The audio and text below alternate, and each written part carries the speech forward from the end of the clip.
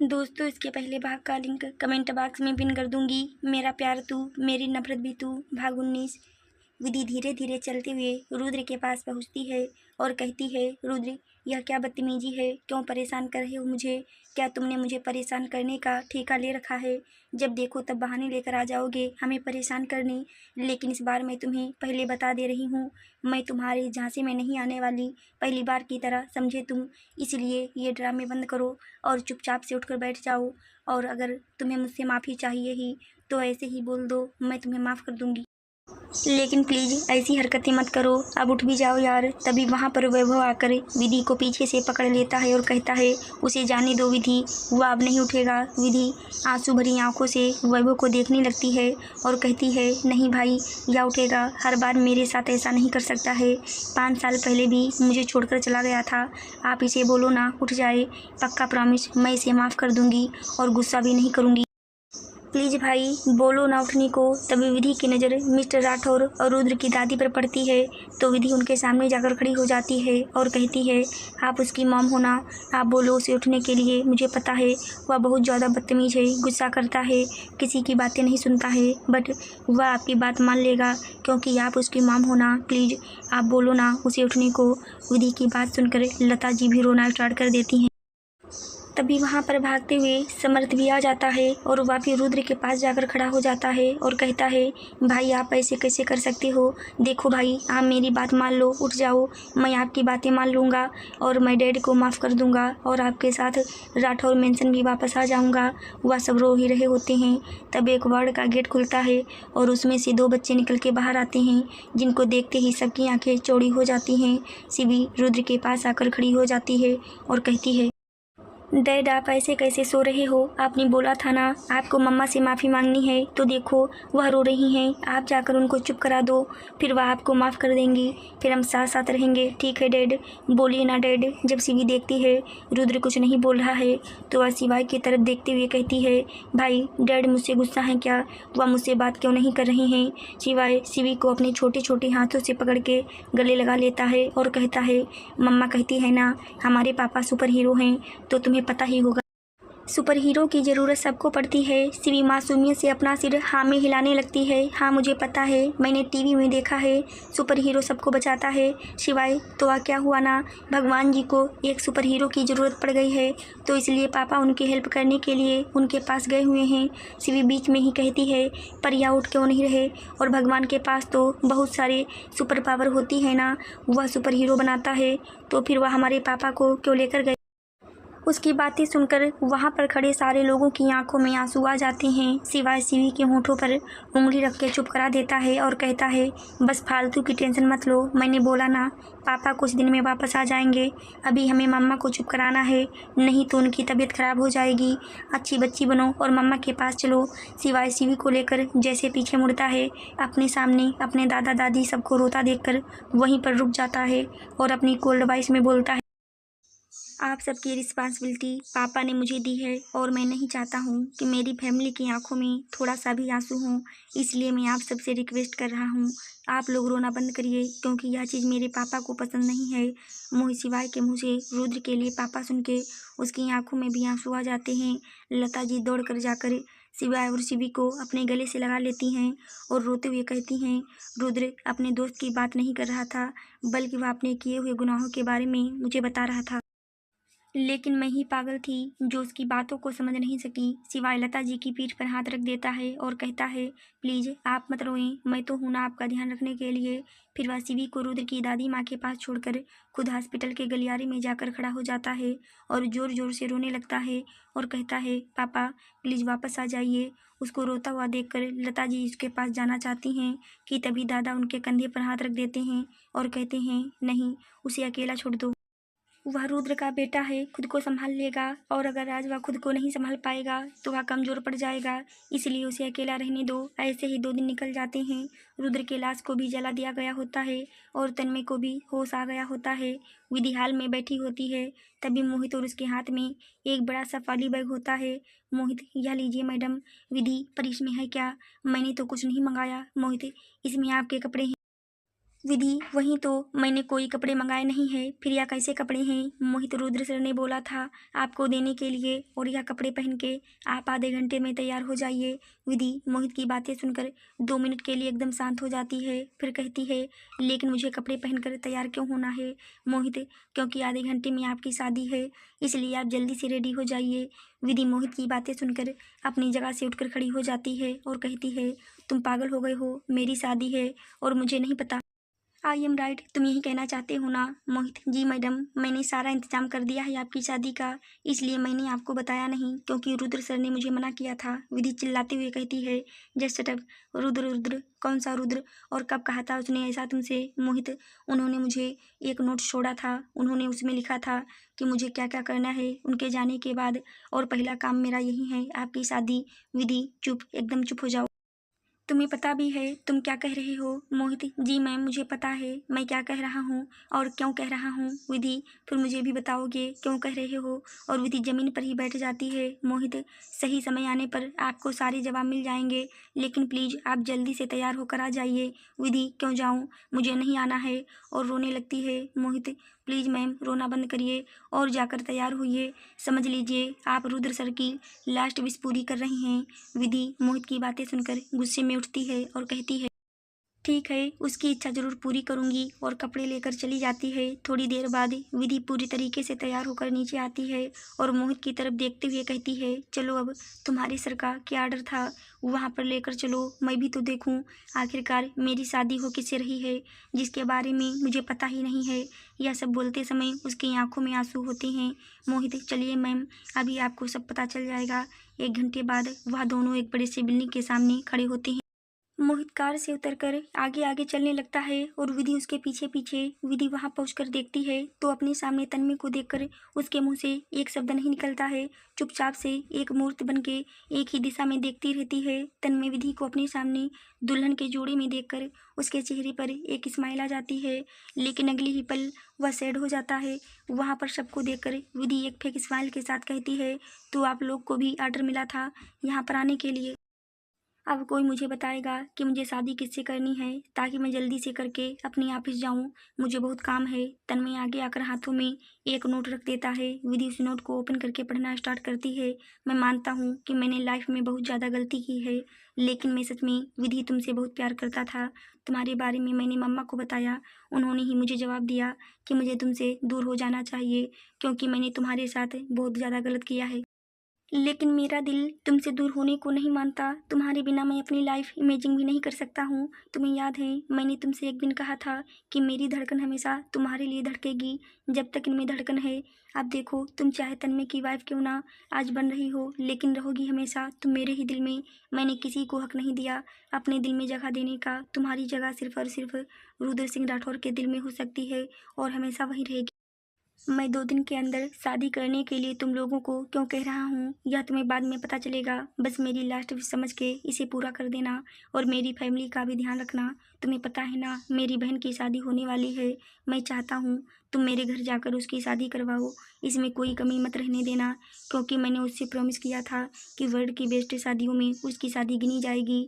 वह सब पढ़ने के बाद विधि जल्दी से अपने आंसू साफ करती है और तन्मय की तरफ देखकर कहती है चलो हम शादी करते हैं, नहीं तो शुभ मुहूर्त निकल जाएगा। तन्मय, रुद्र के कहने पर शादी मत करो, क्योंकि हम दोनों दोस्त हैं ना, जो प्रॉब्लम आएगी साथ मिलकर देख लिया जाएगा, लेकिन किसी के कहने से अपनी लाइफ का इतना बड़ा डिसीजन मत लो। विधि, मैं तुमसे बोल रही हूँ शादी करने के लिए करना है या फिर किसी और को ढूंढो, बताओ। तन्मय विधि की बात सुनकर उसको बड़े ही ध्यान से देखने लगता है। विधि सिल्क की रेड कलर की साड़ी में दुल्हन के रूम में तैयार होकर वो भला की खूबसूरत लग रही थी। एक बार के लिए तो तन्मय की नज़रें भी जैसे उस पर ठहर सी जाती हैं। तन्मय, नहीं, किसी और को ढूंढने की ज़रूरत नहीं है, मैं तैयार हूँ तुम्हारा हर कदम पर साथ देने के लिए, चाहे वह दोस्ती के रिश्ते से हो या फिर किसी रिश्ते से। उस रूम में आनंद जी, लता जी, दादी माँ, दादाजी और विधि के दादाजी और विधि के नाना जी की पूरी फैमिली थी। तन्मय की दादी माँ विधि का हाथ पकड़ के ले जाकर तन्मय के बगल में बैठा देती हैं। दोनों साथ में काफ़ी ज़्यादा अच्छे लग रहे होते हैं। थोड़ी देर बाद वहाँ पर रुद्र का लॉयर भी आ जाता है। वहाँ की सारी फॉर्मेलिटीज़ पूरी करने में ज़्यादा टाइम नहीं लगता है, लगभग आधे घंटे में तन्मय और विधि की शादी हो जाती है। विधि की मांग में सिंदूर था और दोनों के गले में वरमाला थी, जिसको देखकर ही पता चल रहा था कि दोनों ने अभी अभी शादी की है। विधि चुपचाप से एक पत्थर की मूर्ति की तरह अपनी ही जगह पर जमी हुई थी। अब ना उसकी आंखों में आंसू थे और ना चेहरे पर कोई खुशी। जो जैसा बोला था वह चुपचाप से वैसा ही कर रही थी। थोड़ी देर में दोनों की शादी हो जाती है। उसके बाद दोनों सबका आशीर्वाद लेते हैं। फिर विधि एक नज़र सबको देखती है और कहती है, मुझे कुछ इम्पोर्टेंट काम है तो मैं भी जा रही हूँ, बाद में आती हूँ। और वहाँ से बिना कुछ बोले निकल जाती है। उसके जाने के बाद उस रूम में सिर्फ तन्मय की फैमिली बचती है। तन्मय की मॉम कहती हैं, देखो तन्मय, मैं नहीं मानती इस शादी को और ना ही मैं उसे कभी अपनी बहू मान पाऊँगी। तन्मय, मॉम, यह आप क्या कह रही हैं? आपको पता भी है ना? हाँ, मुझे पता है मैं क्या कह रही हूँ और क्यों कह रही हूँ। मैं उसे एक्सेप्ट कर लेती अगर वह सिर्फ रुद्र की विधवा होती तो, लेकिन वह उसके बच्चों की माँ है। 2 बच्चों की माँ को मैं अपनी बहू कैसे मान सकती हूँ? मैं तुम्हारे लिए सब कुछ परफेक्ट चाहती थी, तभी मैंने आज तक कभी भी तुम्हें फोर्स नहीं किया उस मोनिका से शादी करने के लिए। लेकिन तुम तो 2 बच्चों की माँ से प्यार कर बैठे और तुम चाहते हो मैं भी तुम्हारी तरह किसी और खून को अपने घर में जगह दूँ। अभी तो ठीक है, लेकिन तुम ही सोचो, अगर कल को विधि ने तुमसे यह कहा कि उसके 2 बच्चे हैं और वह अब और बच्चे नहीं चाहती तो क्या करोगे तुम? अभी देखा तुमने, वह लड़की शादी होने के बाद 1 मिनट भी नहीं रुकी और ना ही तुम्हारी तरफ देखा भी, तो क्या भरोसा करूं कि वह तुम्हारा साथ निभाएगी या नहीं? तन्मय, बस मॉम, आप बहुत ज़्यादा सोच रही हैं। वह ऐसी लड़की नहीं है और अभी आप देख रही हैं ना वह किस सिचुएशन से गुजर रही है। और आज शादी हुई, वह मुझे एकदम से एक्सेप्ट कर ले। वो रुद्र से प्यार करती थी तो इतनी जल्दी वह किसी को अपनी लाइफ में जगह नहीं दे पाएगी। तन्मय की मॉम, मुझे कुछ नहीं पता, बस तुम मुझसे यह शादी तोड़ दो, क्योंकि मैं उसे कभी भी एक्सेप्ट नहीं करूँगी, क्योंकि मैं तुम्हारे साथ गलत नहीं होते देख सकती हूँ। अगर कल को तुम्हारे उसके साथ बच्चे हो भी जाते हैं तो वह तो अपने पहले बच्चों को ही प्यार करेगी ना, उनको ही तो सिंघानिया फैमिली में शामिल करेगी, तुम्हारे बच्चों का हक मार देगी। और मैं अपने नाती पोतों के साथ ऐसे होते हुए नहीं देख सकती हूँ। तन्मय की दादी माँ को और बर्दाश्त नहीं होता तो उठकर अपनी बहू के गाल पर तमाचा जड़ देती हैं और कहती हैं, शायद तुम भूल रही हो जिसे तुम उस लड़की कह रही हो ना, उस लड़की की वजह से ही आज तुम्हारा बेटा जिंदा है। उस लड़की के पति ने ही अपना हार्ट तुम्हारे बेटे को ट्रांसफ़र किया है, नहीं तो कल रुद्र की लाश की जगह पर तुम्हारे बेटे की लाश जल रही होती। इसलिए अपना मुँह बंद रखो और उसे अपनी बहू के रूम में तुम्हें एक्सेप्ट करना ही पड़ेगा, तुम चाहो या ना चाहो, ये मेरा ऑर्डर है। तन्मय की माम, मैं उसे एक्सेप्ट कर ली थी और वह मुझे पसंद भी थी, लेकिन अब मुझे पता चला कि वह 2 बच्चों की माँ है। अब आप ही बताओ मैं उस लड़की को कैसे एक्सेप्ट करूं जिसका कुछ साल पहले रेप हुआ था और वह 2 नाजायज़ बच्चों को जन्म दिया था। तन्मय अपनी जगह से उठकर खड़ा होता है और कहता है, बस माम बहुत हुआ, अगर आप विधि को एक्सेप्ट नहीं कर सकती तो मैं उस घर में नहीं आऊँगा और मुझे कोई प्रॉब्लम नहीं है विधि के फाट से, क्योंकि मैं सब कुछ जानते हुए भी उससे प्यार करता हूँ और वह दोनों बच्चे नाजायज़ बच्चे नहीं हैं, वह मेरे बच्चे हैं। जब वह पैदा हुए थे सबसे पहले उन्हें गोद में मैंने लिया था, विधि के साथ सारी रात जाग जाग कर उनका ध्यान रखा था, इसलिए उनके बारे में किसी के मुँह से एक शब्द भी गलत नहीं सुनूंगा, चाहे वह कोई भी हो। तन्मय की मॉम कहती हैं, देखो अभी वह लड़की इस घर में नहीं आई और हम दोनों माँ बेटे को अलग पहले ही कर दिया। तभी दादी माँ कहती हैं, उसने अलग नहीं किया, तुम्हारी सोच ने तुम्हें अलग किया है तुम्हारे बेटे से। दूसरी तरफ विधि अपने ऑफिस पहुंचकर सीधे अपने कैबिन से अटैच रूम में चली जाती है और आईने के सामने खड़ी होकर अपने आप को ऊपर से नीचे तक देखने लगती है। पहले अपना हाथ बढ़ाकर अपने सिंदूर को टच करके देखती है, फिर मंगलसूत्र को। उसके बाद वह रोते हुए कहती है, रुद्र देखो, मैं किसी और की वाइफ बन गई, अब तो आ जाओ। तुम चाहते थे मैं शादी कर लूं तो आकर देखो ना, मैंने शादी कर ली है और देखो तो मैं कितनी सुंदर भी लग रही हूँ। राठौर विला के अंदर धनंजय राठौर गुस्से में इधर से उधर टहल रहे होते हैं और घूरकर मोहित को भी देख रहे होते हैं। धनंजय जी, जब आप अपनी सारी प्रॉपर्टी अपने बच्चों और उस लड़की के नाम कर रहा था तो तुम वहीं पर थे ना, तुमने उसे रोका क्यों नहीं? एक बार फ़ोन करके मुझे बताए होते तो मैं जाकर उसे रोक लेता। मोहित सर उनके बच्चे हैं और विधि मैम सर की वाइफ हैं, तो भला मैं कैसे भी रोक सकता था?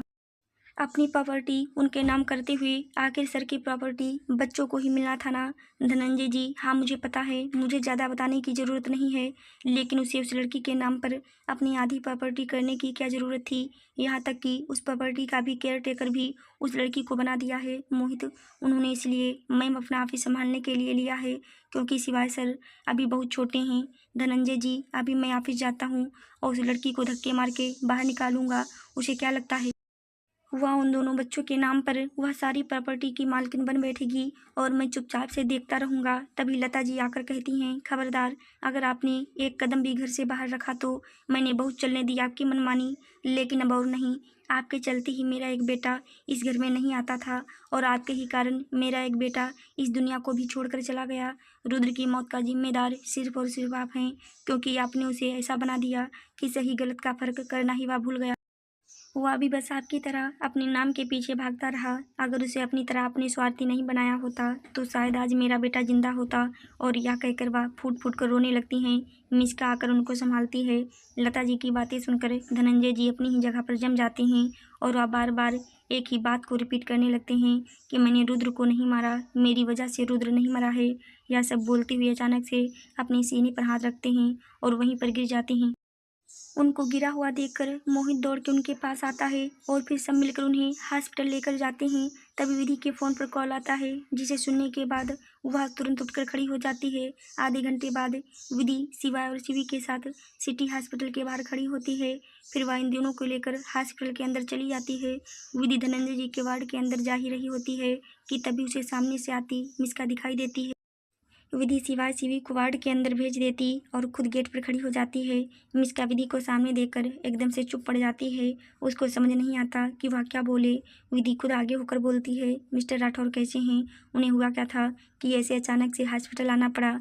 मिस्का, वो विधि दी, सॉरी, मुझे समझ नहीं आ रहा मैं आपको क्या बोलूँ। विधि, तुम मुझे भाभी बोल सकती हो। उसके बाद वह दोनों थोड़ी देर बात करते हैं। फिर दोनों साथ में ही वार्ड के अंदर चले जाते हैं। विधि अंदर जाते ही नर्स के हाथ से धनंजय जी का रिपोर्ट लेती है और पढ़ने लगती है। विधि बिना धनंजय जी की तरफ देखे हुए ही कहती है, आपको ज़्यादा टेंशन नहीं लेनी चाहिए, क्योंकि अब आप पहले की तरह स्वस्थ नहीं हैं। यह तो पहला हार्ट अटैक था तो नॉर्मल था, बट दोबारा कभी ऐसा हुआ तो हमारे लिए खतरनाक साबित हो सकता है। धनंजय जी, तुम्हें भी लगता है मैंने अपने बेटे को मारा है? विधि उनकी बातों को पूरा इग्नोर करते हुए कहती है, आपका बीपी भी लो है, अब आप दवा खाइए और आराम करिए, कल डिस्चार्ज हो जाएंगे आप यहाँ से। और हाँ, अब से आप अपने ऊपर ज़्यादा ध्यान दीजिएगा। और वह उठकर वहाँ से जाने लगती है।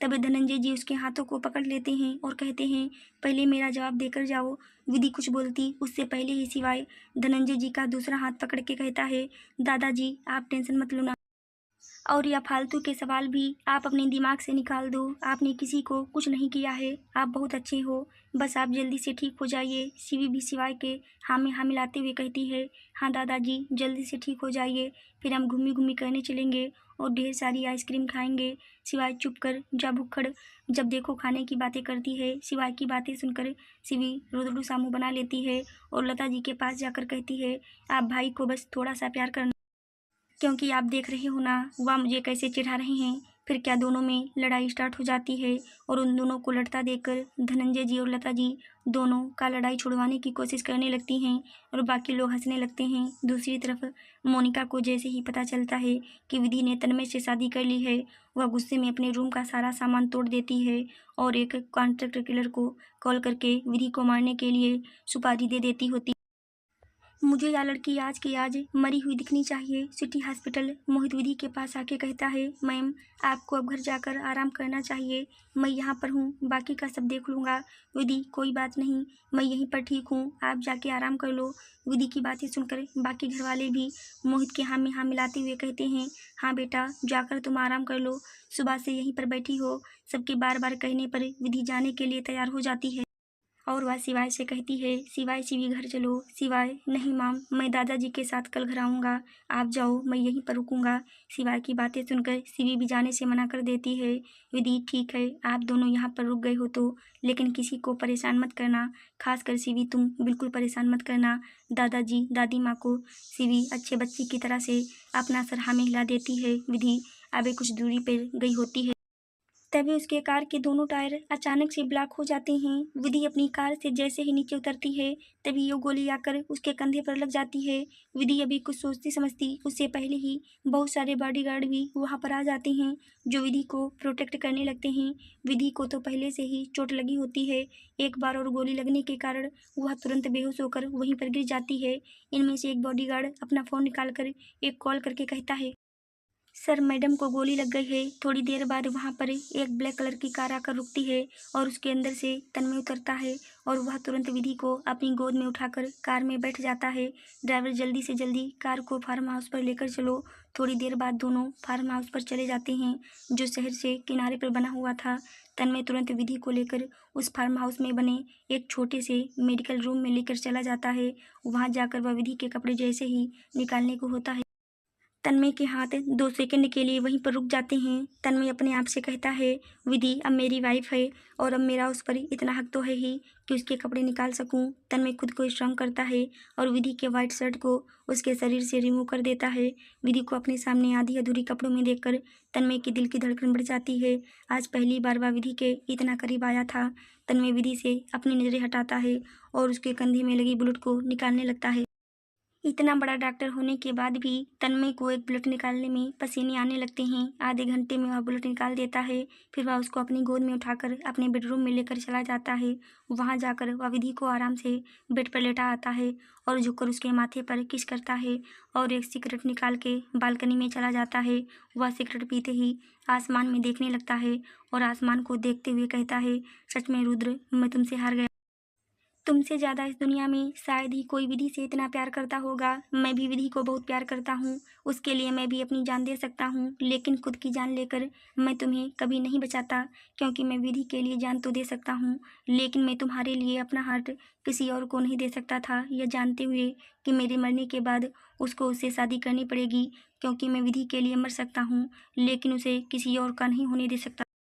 फिर वह अपने दिल पर हाथ रखकर कहता है, लेकिन आई प्रॉमिस रुद्र, मैं तुम्हारे बच्चों को तुम्हारे इतना ही प्यार करूंगा। अगर विधि नहीं चाहेगी ना हमारा बेबी इस दुनिया में आए, तो मैं उससे कभी भी फोर्स नहीं करूंगा दूसरा बेबी करने को। हमेशा से तुम्हारे बच्चे ही मेरे बच्चे रहेंगे। मैं उन्हें दुनिया की हर एक खुशी दूंगा। And thank you so much मुझे मेरा प्यार देने के लिए और यह मेरी ज़िंदगी देने के लिए भी। और हाँ, तुमने कहा था ना अगले जन्म में विधि मेरी नहीं होगी, तो देखना अगले जन्म में मैं तुम दोनों के बीच नहीं आऊँगा, वो सिर्फ तुम्हारी होगी। अगले दिन विधि की नींद खुलती है, तभी उसे याद आता है उसके ऊपर किसी ने गोली चलाई थी। वह तुरंत एक झटके के साथ उठ के बैठ जाती है, जिसके चलते उसके कंधे में दर्द होने लगता है और उसके मुंह से चीख निकल जाती है। फिर वह अपनी नज़रें घुमा के इधर उधर देखती है तो उसे अनजान सी जगह दिखाई देती है, जिसे देखकर वह और ज़्यादा डर जाती है। तभी उसकी नज़र सामने काउच पर बैठे तन्मय पर पड़ती है, जो एक टक उसे ही घूरे जा रहा था। विधि अपने मन में, यह यहाँ पर क्या कर रहा है और मुझे इस तरीके से क्यों देख रहा है, जैसे अभी मुझे खा जाएगा। अभी यह सब सोच ही रही होती है, तभी उसे ठंड लगने लगती है और वह जैसे ही अपने आप को देखती है, दोबारा से उसके मुंह से एक चीख निकल जाती है और जल्दी से ब्लैंकेट उठाकर खुद को कवर कर लेती है। विधि का इतना स्लो रिएक्शन देखकर तन्मय जोर जोर से हंसना स्टार्ट कर देता है और कहता है, अब क्या छुपा रही हो, मैंने तो देख लिया। विधि उसकी बातें सुनकर सोच में पड़ जाती है और कहती है, हद है। मतलब जिस लड़के की मेरे सामने जुबान नहीं खुलती थी, वह लड़का आज मेरे ऊपर हंस रहा है। मेरा पति बनने के बाद लग रहा है इसे मेरा हस्बैंड बनने के बाद कुछ ज़्यादा ही हिम्मत आ गई है। और वह घूरकर तन्मय को देखने लगती है। तन्मय अपनी जगह से खड़ा होता है और विधि की तरफ बढ़ने लगता है। उसको अपनी तरफ आते देखकर विधि डर जाती है, क्योंकि अब विधि की नज़रों में उनका रिश्ता बदल गया होता है। तन्मय आकर विधि के बगल में बैठ जाता है और कहता है, चलो ब्लैंकेट हटाओ, मुझे तुम्हारी चोट को देखने दो। Vidhi, it's okay, I am fine and thank you so much मेरे पास अपने आदमियों को भेजने के लिए। अगर तुमने उन्हें नहीं भेजा होता तो पता नहीं वह लोग मेरे साथ क्या करते। तन्मय, हमारे बीच में ये थैंक यू कहाँ से आ गया? और रही बात उस आदमी की, तो मैंने उसे अपनी वाइफ की प्रोटेक्शन के लिए लगाया है, तो तुम्हें थैंक यू बोलने की कोई ज़रूरत नहीं है। फिर वह अपने हाथ बढ़ाकर विधि के ब्लैंकेट को हटाने लगता है। विधि, प्लीज आप मत करो ऐसा, मैं ठीक हूँ। तन्मय उसके ऊपर चिल्लाते हुए कहता है, तुम बेवकूफ़ हो, तुम्हें पता है उसी जगह पर एक बार पहले भी तुम्हें चोट लग चुकी है और तुमने उसका अच्छे से ध्यान नहीं रखा था, जिसकी वजह से पूरा इन्फेक्शन फैल गया है। इसलिए मुझे अभी देखने दो और दोबारा से बैंडेज करने दो। यह बोलने के साथ एक झटके से वह विधि के ऊपर से ब्लैंकेट को खींच लेता है। विधि, हम डॉक्टर हैं और तुम्हें जहाँ पर चोट लगी है तो वहाँ से ब्लड निकालने के लिए तुम्हारे कपड़े उतारना जरूरी है। तुम भी यह बात अच्छे से जानती हो, इसलिए प्लीज़ ऐसे रिएक्ट करना बंद करो। और वैसे भी हम दोनों अब हस्बैंड वाइफ हैं, तो तुम्हें मुझसे शर्माने की कोई ज़रूरत नहीं है। थोड़ी देर में तन्मय विधि का ड्रेसिंग ख़त्म करके उसे खाना खिलाता है, फिर दवा देकर कहता है, सो जाओ, क्योंकि अभी तुम्हें आराम की सख्त ज़रूरत है। विधि, पर मुझे नींद नहीं आ रही है। तन्मय जाकर विधि के पास ही लेट जाता है और विधि को पकड़कर अपने आप से चिपका लेता है और उसके बालों में हाथ फिराने लगता है। यह सब इतना जल्दी होता है कि विधि रिएक्ट ही नहीं कर पाती है और जब उसे समझ में आता है अभी क्या हुआ था तो वह खुद से दूर करने लगती है तन्मय को, क्योंकि तन्मय के छूने भर से विधि के रोंगटे खड़े हो जाते हैं। आज दूसरी बार विधि के इतने करीब कोई लड़का आया था। तन्मय जब देखता है विधि उसे खुद से दूर कर रही है तो अपनी पकड़ उस पर मजबूत कर देता है और कहता है, विधि चुपचाप से सो जाओ, नहीं तो अगर तुम ऐसे ही हिलती रही तो मुझे कुछ और ट्राई करना पड़ेगा तुम्हें सुलाने के लिए। विधि, तन्मय प्लीज मुझे टाइम चाहिए सब चीज़ों को एक्सेप्ट करने के लिए। तन्मय विधि से कहता है, मैं सिर्फ तुम्हें सुला रहा हूँ, तुम्हारे साथ और कुछ नहीं कर रहा हूँ। फिर उसके बाद वह झुककर विधि के फोरहेड पर किस करता है, जिससे विधि की आंखें खुद ब खुद बंद हो जाती हैं। थोड़ी देर बाद विधि गहरी नींद में चली जाती है। विधि के सोते ही तन्मय उसके पास से उठ खड़ा होता है और वहाँ से चला जाता है और नीचे हॉल में आ जाता है, जहाँ पर उसका असिस्टेंट कार्तिक पहले से ही खड़ा रहता है। तन्मय कार्तिक की तरफ देखते हुए कहता है, पता लगा इसके पीछे कौन था? कार्तिक, जी सर, मैंने पता कर लिया है इन सब चीज़ों के पीछे किसका हाथ था। तन्मय एक गुस्से भरी नज़र से कार्तिक को देखता है और कहता है, तो तुम बस मुझे यह बताने आए थे कि तुमने उन लोगों के बारे में पता कर लिया है? कार्तिक डरते हुए कहता है, नहीं सर, मैंने उन लोगों को अपने अंडर में ले लिया है, मैं तो बस आपको यहाँ पर बुलाने आया था। तन्मय, चलो, थोड़ी सी तो अक्ल है तुम्हारे। और हाँ, एक काम और करो, मेरे यहाँ से जाते ही इस विला के अगल बगल सिक्योरिटी टाइट कर दो, एक पंछी भी पर नहीं मारना चाहिए। फिर वह और कार्तिक साथ में ही निकल जाते हैं। कुछ देर बाद तन्मय की कार शहर से दूर जंगल वाले इलाके में बने उसके फार्म हाउस पर रुकती है। ये वह फार्म हाउस था जहाँ पर तन्मय अपने दुश्मनों को कैद करके रखता था और उन्हें टॉर्चर करता था। यह फार्म हाउस बहुत बड़ी जगह में बना हुआ था और वहाँ पर चारों तरफ काले कपड़े पहने हुए बहुत सारे बॉडीगार्ड सिक्योरिटी के लिए खड़े थे। तन्मय अपनी कार से निकलकर फार्म हाउस की तरफ जाने लगता है। उसके पीछे कार्तिक भी आ जाता है। फिर दोनों बेसमेंट की ओर चले जाते हैं। बेसमेंट में चारों तरफ सिर्फ और सिर्फ अंधेरा था, कुछ कुछ ही रोशनी आ रही थी। तन्मय वहां पर आकर एक किंग साइज चेयर पर एक राजा की तरह बैठ जाता है और कार्तिक उसके बगल में खड़ा हो जाता है। तन्मय के सामने कुर्सी पर एक लड़की बेहोश बैठी हुई थी, जिसके हाथ पैर दोनों रस्सी से बंधे हुए थे।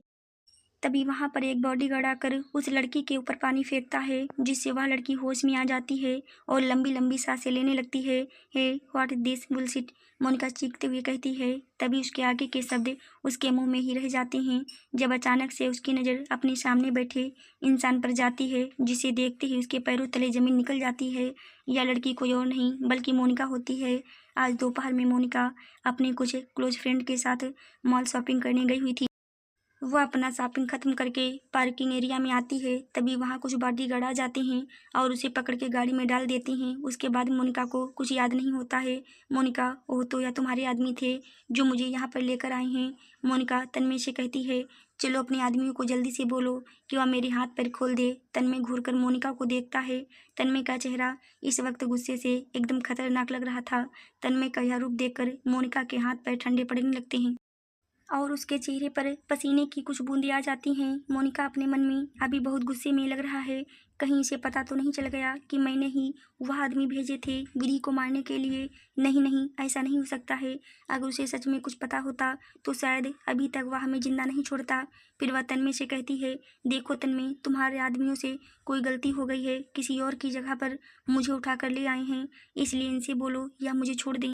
उसकी बातें सुनकर तन्मय के एक्सप्रेशन और ज़्यादा डार्क और ख़तरनाक हो जाते हैं। कार्तिक जो कंगना के बगल में खड़ा हुआ था, उसे मोनिका की बेवकूफ़ी पर तरस आने लगता है और अपने मन में बोलता है, न जाने आज इस लड़की का क्या होने वाला है।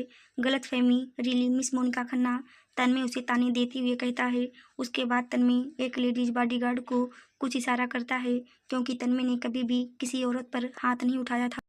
वह हमेशा उन वसूलों के खिलाफ था, लेकिन इसका मतलब यह नहीं था कि वह मोनिका को आज छोड़ने वाला था। तन्मय के इंजेक्शन देने के बाद जो कुछ मोनिका के साथ हुआ, वह उसके लिए सहना मुश्किल ही नहीं, नामुमकिन था। वह लेडीज बॉडीगार्ड जाकर मोनिका के बालों को पीछे से पकड़ लेती है और ताबड़तोड़ मोनिका के गालों पर थप्पड़ बरसाने लगती है, जिसके चलते उसका पूरा चेहरा सूज जाता है। लेकिन यह भी काफ़ी नहीं था।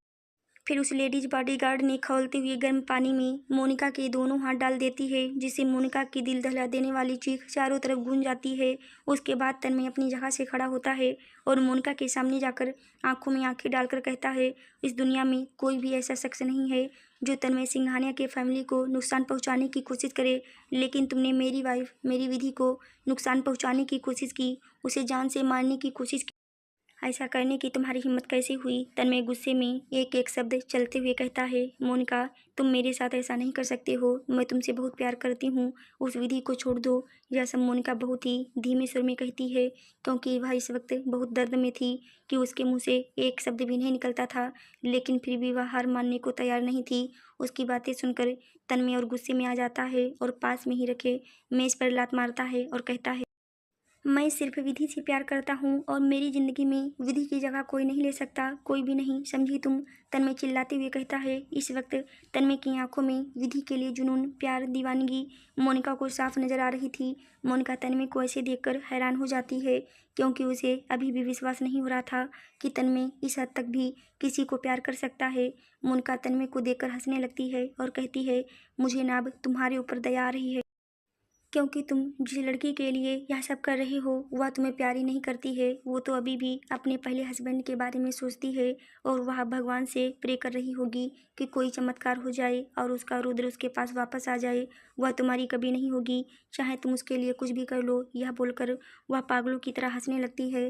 तन्मय तुम मिस खन्ना तैयार हो जाओ इस कैद में हमेशा रहने के लिए, क्योंकि अब तुम ही हम दोनों के प्यार की साक्षी बनोगी।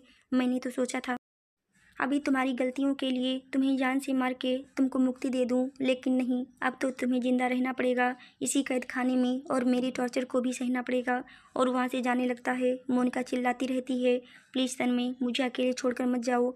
उसकी बातें सुनकर तन्मय 1 मिनट के लिए रुकता है और पीछे मुड़कर कहता है, डोंट वरी, तुम यहाँ पर अकेले ज़्यादा दिनों तक बोर नहीं होने वाली हो, क्योंकि मैं उस इंसान को भी तुम्हारे पास ही भेजने वाला हूँ जो तुम्हारे क्राइम में तुम्हारे साथ था। वह वहाँ से चला जाता है और मोनिका चिल्लाती रहती है उसके पीछे। इसके आगे की कहानी जानने के लिए देखिए कहानी का अगला भाग 20। दोस्तों, अगर आपको हमारी कहानी अच्छी लगी हो तो मेरे चैनल को लाइक शेयर सब्सक्राइब जरूर करें। फिर मिलते हैं दोस्तों कहानी के अगले भाग में, तब तक के लिए धन्यवाद।